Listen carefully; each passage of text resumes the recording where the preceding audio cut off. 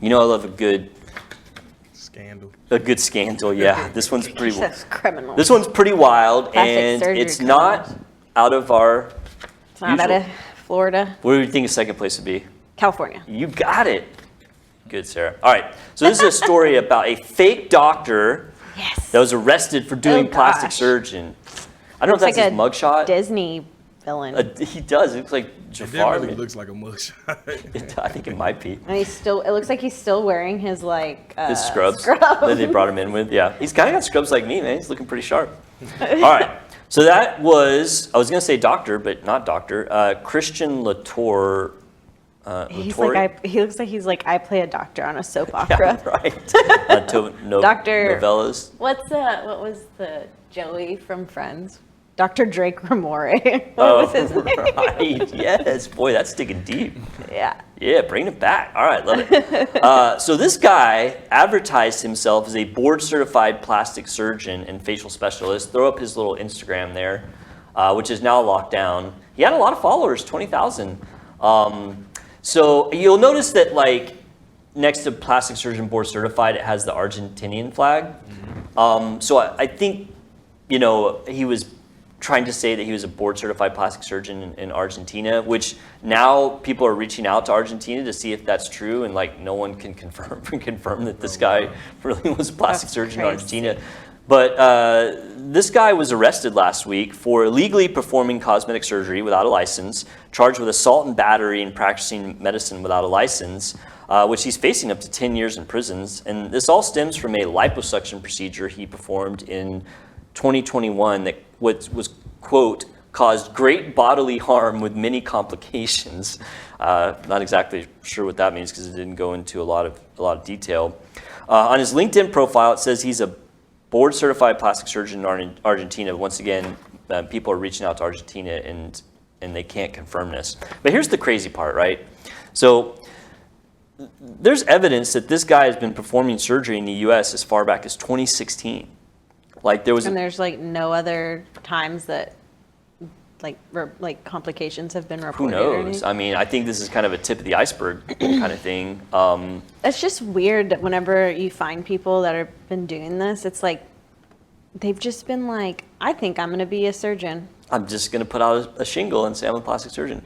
It's like that movie. What was the movie with Leonardo DiCaprio where the guy was faking? But he would fake it being like anybody. Catch Me If You Can. Yeah. I forgot the guy's name, but the guy, that's a real story about some dude that was faked his way into being like an airline pilot or something. But it almost seems kind of like on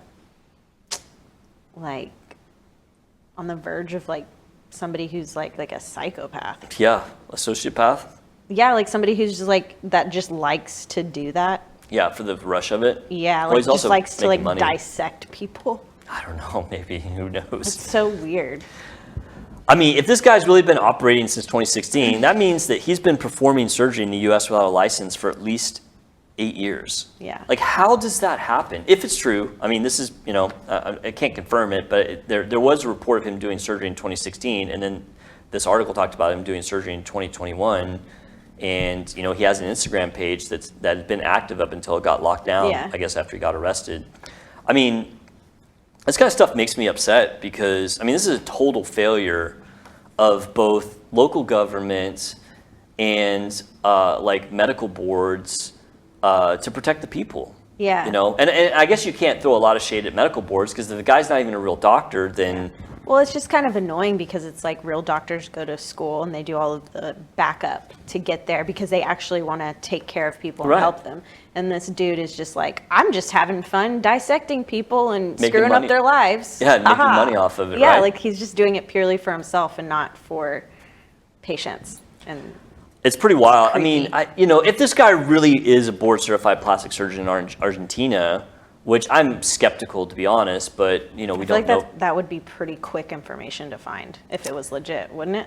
You can in America. Like, literally, you can go to American Board of Plastic Surgery and you can type in Bruce Hermann and it will say, yes, Bruce Hermann is a board-certified plastic surgeon. But Argentina's not that. Like, is it considered a third world country? I don't think so. Yeah.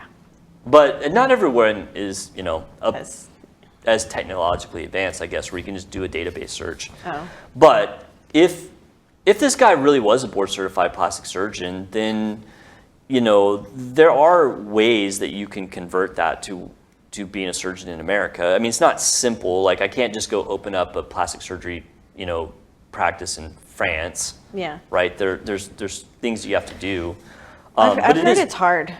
Especially like from people from India, when they're doctors in India and then they come here, they have to like redo a bunch of they basically work have to become a doctor here. They basically have to do a residence. I think there's ways around it, but the classic way is people would just do a residency here. Like, they would train and then, and so it can be hard. Like, I'm not saying it's easy, but why in the world, if you're a plastic surgeon in Argentina, where, obviously you can have a very comfortable living, why would you go to another country and then do it without a license? It was taken away from him. Where you're going to, like, maybe he's running away from them. I don't know. So I don't know. I mean, I'm skeptical this guy's a plastic surgeon at all, but I don't know that. I mean, and they're trying to find out, but no one can figure it out. But like, it's kind of scary that, this was allowed to happen for so long. And, it brings up the question of, like, wait, okay, what can you learn from this? How can you protect yourself? Mm-hmm.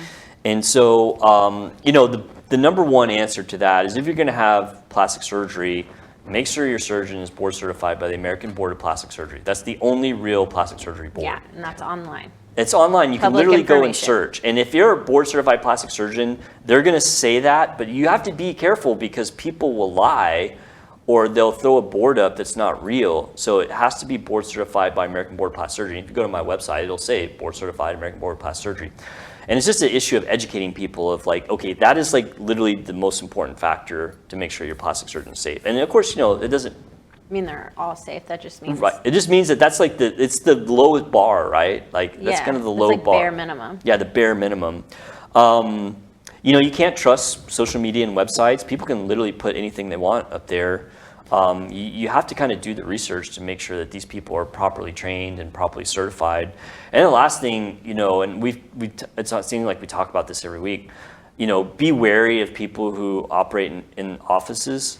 Yeah. Because if your surgeon's taking you to a surgery center, there are certain protections that you are afforded, because surgery centers will not credential someone to do surgery that's not properly trained and certified. They just won't do it unless they're just. I mean, I have seen surgery centers drop the ball, but it's rare. Mm-hmm. And then also, too, it gives you another layer of protection, because, say, for example, some surgery center was allowing an internal medicine doctor to do surgery. If something bad happens, you have the ability to sue that surgery center and recoup stuff. Yeah. Versus, if it's just you're suing a surgeon, then there's less ability to do that. Yeah, and then plus if something really bad happens, like in that case when that girl had like a heart attack pretty much, and they didn't call 911. Yeah, I mean, that's the big thing, is that there's oversight in surgery centers. Yeah, you're exactly right, Sarah. Like emergency situation, like the system process will start kicking in. Correct, and that doesn't always happen in those office ORs. And like I said, I'll say this every time when I talk about this, is there are plenty of very good board certified plastic surgeons doing good work in office ORs. Mm-hmm. But you just never know, right?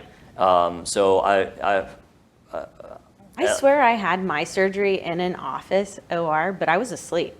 You may have. There are plastic surgeons, like the legit ones that will have like an anesthesiologist come and put people to sleep. So I think that's what I was. You may have, yeah. Yeah. But crazy stuff, man. It's just wild that this guy was basically, potentially doing surgery for 8 years without a license.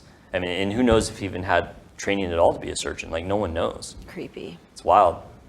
Be careful out there, folks. And but it was easy for him to get away with it, because he wasn't like an ugly dude. He looked the part. Yeah.